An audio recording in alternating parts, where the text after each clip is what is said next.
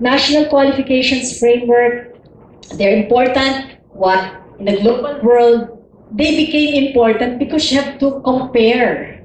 If you are moving within a region, you have to know what is the level of this person.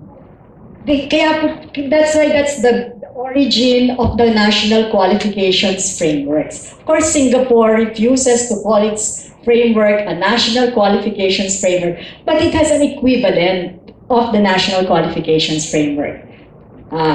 Actually, Attorney Manzala already discussed this, but I'll tell you the maritime crisis in relation to this.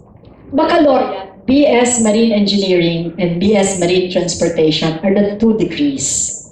It is expected that they are level 6 degrees. In other words, that this is the ASEAN Qualifications Reference Framework, that it involves critical and analytical thinking, at least as far as the knowledge and skills are concerned. Level 6 involves that. Level 4 does not. Level 4 is just adapting processes. Level 5 involves analytical but not necessarily critical thinking.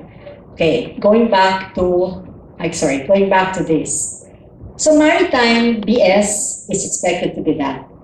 The single problem of this country is the very same system that produces the best non-officers of the world. The majority of seafarers, 60 out of 80 first. 60,000 out of 80,000.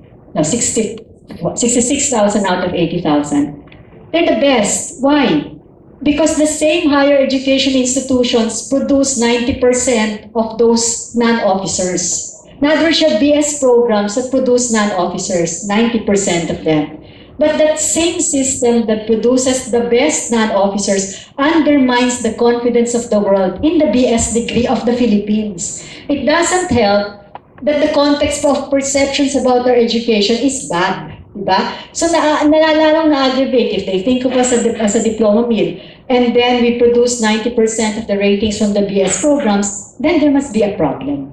That is at the heart of the current crisis. And it is not easy to surmount because this is telling schools as well as CHED, as well as all of us, the shift is major and necessary.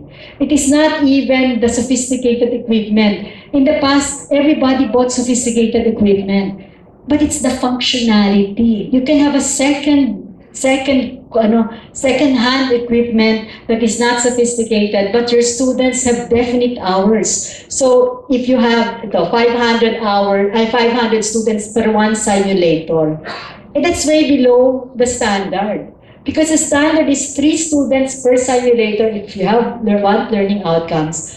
If you compute that for semesters in the year, that's about 180 students for an entire year, which means if you have 1,000 students, and many of our schools have thousands and thousands of students, you have to have 5, 6 simulators, which our schools don't invest in. Some of them don't even use. Kaya ang napapansin din ng mga Europeans, may mga cover pang plastic. Hindi pwedeng may cover na plastic pagkat sinasabi learner competency-based. Now, what are we trying to do? We're saying let us align. That's why I think Chair Manzalo is saying our language must change. Let us align our programs with the Philippine Qualifications Framework.